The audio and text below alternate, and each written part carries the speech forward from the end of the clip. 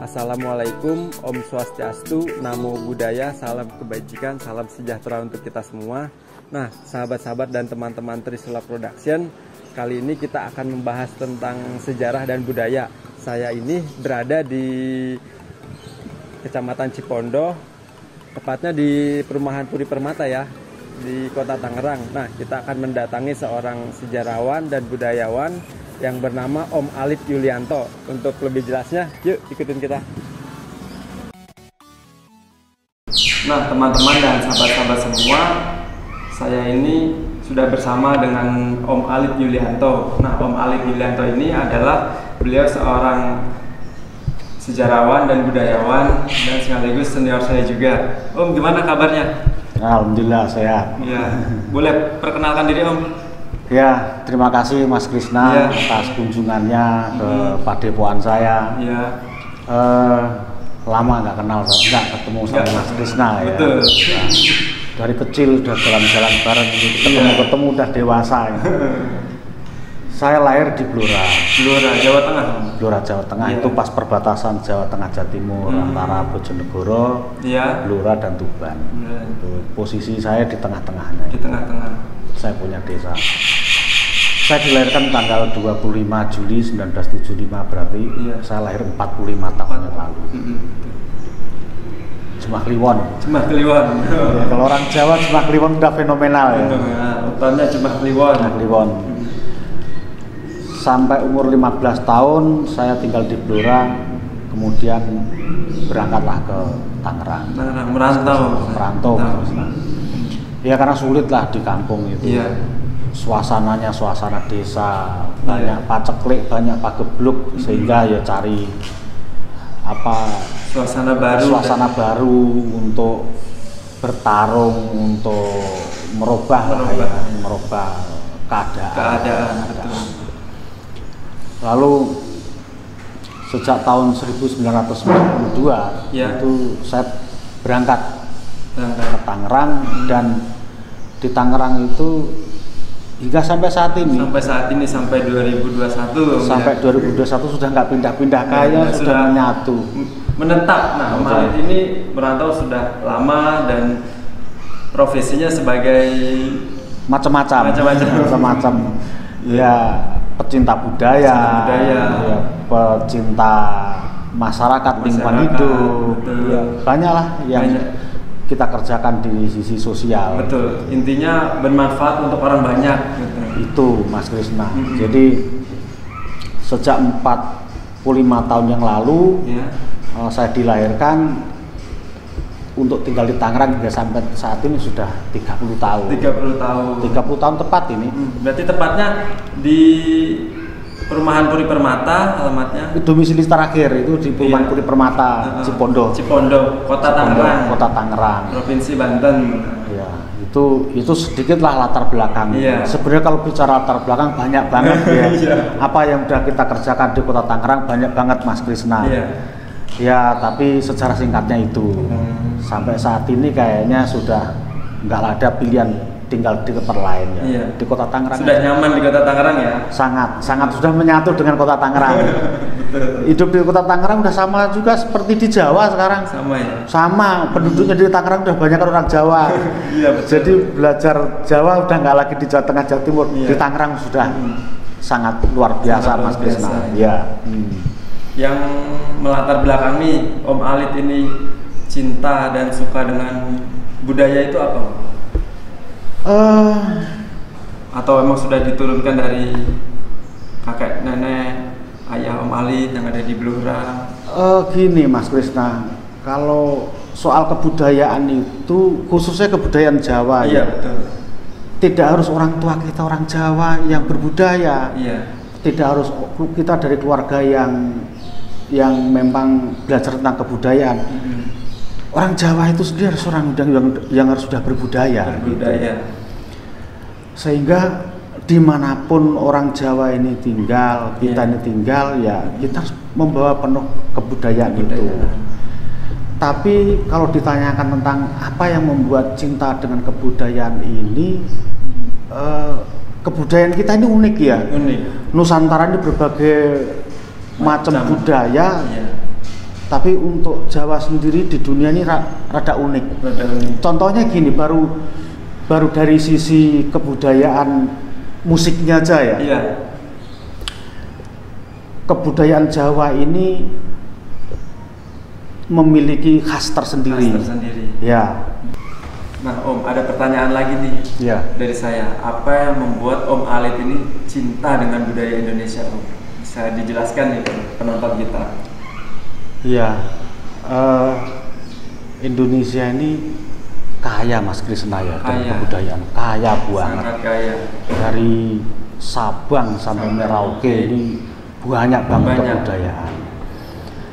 Namun tentang kebudayaan ini, ada kebudayaan tertentu yang memang bisa memberikan motivasi kepada anak-anak Indonesia, anak-anak muda Indonesia ya. Contohnya nih, contoh musik ya, betul. Musik dunia. Iya.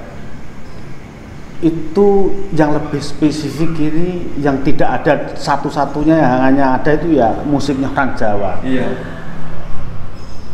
Musiknya orang dunia ini bisa digarap dengan nada do re mi fa sol la si do. Iya, betul. Tapi kalau musiknya orang Jawa nggak bisa, harus digarapnya dengan pelok slendro. Pelok slendro namanya gitu ya. Iya, pelok slendro. Terus untuk di tanah Pasundan juga unik juga. Musiknya juga unik.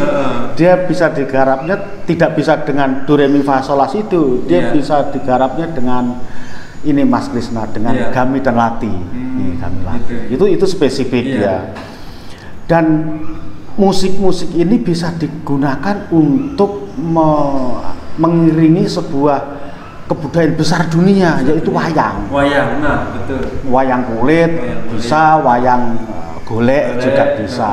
Dan wayang kulit, wayang golek itu hanya ada di Indonesia. Di dunia nggak ada. Warisan leluhur gitu ya. Warisan leluhur yang harus kita jaga, kita rawat, kita pelihara sampai sekarang, Mas Krisna. Jadi saya mencintai budaya itu karena di dalam kebudayaan itu ada satu nilai-nilai pencerahan kesadaran jiwa. Menyadarkan manusia yang tidak cerah jiwanya hingga menjadi cerah. Jadi di sana banyak pesan-pesan moral yang disampaikan, yang menonton, yang mengikuti itu pasti dia akan terbawa satu nilai-nilai pencerahan yang asli milik bangsa Nusantara, yaitu bangsa Indonesia. Tuh, saya pikir saya mencintai kebudayaan ini karena kebudayaan ini unik. Kebudayaan kita ini unik. Nusantara ini unik. Luas sekali. Tapi kalau mau bicara yang spesifik ya itu tadi. Tapi yang lain masih banyak. Betul. Tapi saya bukan hanya cinta budaya Sunda sama budaya Jawa saja, tidak. Semua kebudayaan orang Nusantara saya suka karena semuanya punya pesan-pesan moral tersendiri, Mas Krisna.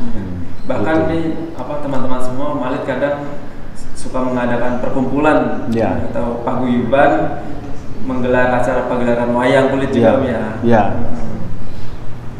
Bisa diambil contoh dari pagelaran wayang kulit yang bisa kita ambil untuk motivasi untuk anak-anak muda.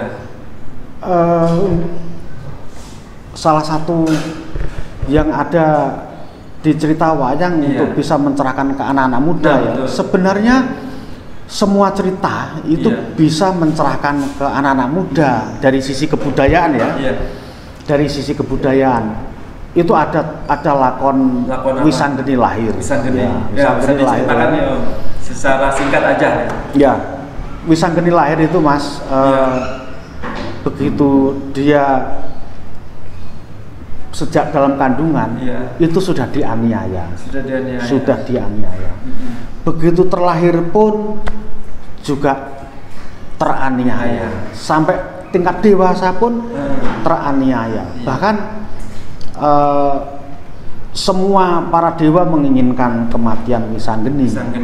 Namun karena Wisanggeni ini salah satu benih yang lahir dengan kesucian, lahir dari benihnya orang yang berbudi luhur, sehingga kematian Wisanggeni yang dituju sejak ada dalam kandungan sampai lahir itu tidak terwujud meskipun yang menghendaki itu para dewa. Nah, bentuk pencerahan untuk anak-anak muda ya, bahwa semangatlah anak-anak muda ini seperti Wisanggeni. Siap bisa hidup dalam situasi dan kondisi apapun, tidak tergantung kepada siapapun, tidak tergantung pada orang tuanya, tidak bergantung pada kakek neneknya, dia tergantung pada dirinya sendiri. Dia berdiri di atas kaki sendiri sehingga dia menjadi sebuah tokoh yang patut untuk jadi keteladanan anak-anak muda sekarang dan seterusnya. Jadi mengajarkan Wisanggeni intinya jadi anak muda jangan cengeng. Hidup ini pasti banyak tantangan, hidup ini pasti banyak reridu, banyak cobaan. Tapi semuanya melalui tokoh Wisanggeni digambarkan bahwa inilah tokoh yang siap hidup dalam situasi dan kondisi apapun hingga dewasa. Nah itu teman-teman, salah satu tokoh dalam pewayangan yang bernama Wisanggeni menggambarkan bahwa kita sebagai anak muda harus berdiri pada kaki kita sendiri, harus semangat dalam menjalani, berani menyatakan sikap, berani ngambil keputusan dan berani menjalani lorong-lorong kehidupan seberat apapun tantangan dan rintangannya. Itu Mas Krisna. Makasih nih Om. Ya. Jangannya. Lanjut Om. Terus pertanyaan berikutnya, Om Alit kan pernah dulu berpesan ke saya sebagai anak muda tuh kalau nggak bekerja ya berusaha, terus yang kedua beribadah, terus yang ketiga sosial dan berorganisasi. Bisa dijelaskan tentang kita? Gini Mas Krisna, kita ini makhluk sosial, harus kenal dengan pekerjaan, kenal dengan lingkungan, kenal dengan organisasi. Intinya ya kenal dengan segala komunitas itu. Di situ harus banyak belajar gitu. Karena kita pengen anak-anak Indonesia ini itu benar-benar memiliki satu motivasi yang kuat. Dan motivasi yang kuat itu tidak hanya didapat di sekolah, bisa di lingkungan kerja, bisa di lingkungan bermain, bisa di lingkungan mana saja. Di situ bisa banyak belajar, terutama berorganisasi ya Mas Krisna ya. Kalau kita pengen saya arahkan itu, sampaikan itu kepada Mas Krisna, bahkan kepada anak-anak muda Indonesia, berorganisasi wajib supaya luas dalam bergaul. Ideal dalam bergaul karena kesuksesan dan keberhasilan manusia itu ketika banyak yang bimbing, banyak yang dikenal. Jadi berorganisasi, berusaha, tentunya beribadah itu sesuatu yang harus nggak bisa ditinggalkan. Makanya lihatlah orang-orang yang berorganisasi sama yang tidak berorganisasi pasti beda, cara menyikapinya pasti beda, cara bicaranya pun beda, pengetahuan pengalamannya beda.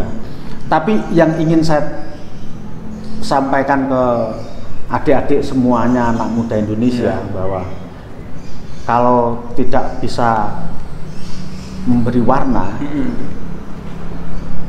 lebih baik mencari teman, itu harus memilih.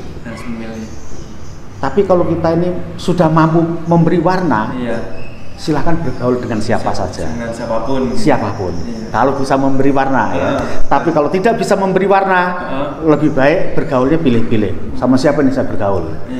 Kalau dikasih warna yang tidak bagus, akhirnya kasihan. Nanti tidak bagus. Tapi kalau mendapatkan warna yang bagus, dia akan menemukan kehidupan yang bagus. Intinya itu Mas Krisna, pesannya. Jangan lupa berorganisasi, berusaha, dan yang terpenting adalah ibadah. Ibadah yang utama Ibadah sesuai dengan keyakinannya Gitu. Lanjut nih Om, kan di setahun kebelakangan ini kan pandemi Om. Kegiatan Om Alit ini selain bekerja apa nih Om? Kumpulan, saya tuh suka organisasi Mas Krisna. Dari saya sejak muda, sebelum merantau tuh saya di Karang Taruna. Begitu saya merantau, kuliah ya saya ngikut organisasi-organisasi kampus. Begitu saya kerja ya di organisasi teman-teman kerja. Di masyarakat ya ada organisasi-organisasi kemasyarakatan yang lain. Lanjut Om ya. Gimana, kan setahun ke belakang ini kan pandemi Om. Bisa dijelaskan kegiatan apa saja Om? Kegiatan ringan aja Mas Krisna. Seminggu sekali malam Jumat kita kumpul di sini. Kadang 20 orang, kadang 30 orang. Serasehan aja. Ya serasehan, ketemuan dengan saudara-saudara, anak-anak muda, yang dewasa ngumpul ya. Setiap sharing, berbagi cerita pengalaman gitu. Seminggu sekali. Biar biar imun naik. Tapi tetap protokol kesehatan tetap di ini ya. Harus, kita nggak boleh tinggalkan itu. Aturan pemerintah tetap kita pakai. Betul, bagus. Untuk supaya ya apa yang direncanakan pemerintah dalam melawan pandemi itu bisa segera terrealisasi lah. Amin, semoga pandemi ini cepat berakhir. Amin. Sehat semoga. semuanya. Iya. Untuk pertanyaan terakhir nih Om nih, kan banyak anak-anak muda yang sekarang lebih cinta budaya luar negeri Om, ketimbang budaya kita sendiri Om. Ada pesan-pesan khusus Om? Ya gini Mas, kalau soal kebudayaan Mas Krisna yang dari asing ya, saya pikir nggak salah juga anak-anak muda kita kenal dengan budaya asing, tapi tetap pesannya jangan lupa dengan kebudayaan sendiri. Kebudayaan kita yang di sana juga dianggap kebudayaan modern sama dan Nusantara dibawa ke Eropa kemana modern bagi mereka, tradisional bagi kita. Jadi biarkan semuanya mengenal. Supaya mengenal itu kan ya ada salah satu kemajuan dalam berpikir yang penting. Kebudayaan leluhur yang sangat adiluhung ini jangan dilupakan, jangan ditinggalkan. Tetap mari bersama-sama kita jaga, kita rawat, kita pelihara bersama-sama. Karena kebudayaan lokal ini ada kearifan-kearifan yang sangat luar biasa, yang akhirnya membuat bangsa ini tetap ada, gitu. Jadi pesan saya kepada bukan hanya anak muda aja, dari semua generasi, semua kalangan. Silahkan kenal budaya asing, silahkan kenal dengan budaya luar, tapi budaya sendiri harus lebih dipahami dan lebih dimengerti. Itu Mas Krisna. Baik Om, terima kasih Om atas wejangan dan motivasinya. Ya sama-sama Mas Krisna. Mungkin kita akan lanjut untuk video yang selanjutnya, episode berikutnya. Dan jangan lupa dukung terus channel YouTube dari saya Trisula Production. Jangan lupa subscribe, like dan komen ya. Sampai jumpa dengan episode yang selanjutnya. Assalamualaikum warahmatullahi wabarakatuh. Waalaikumsalam warahmatullahi wabarakatuh.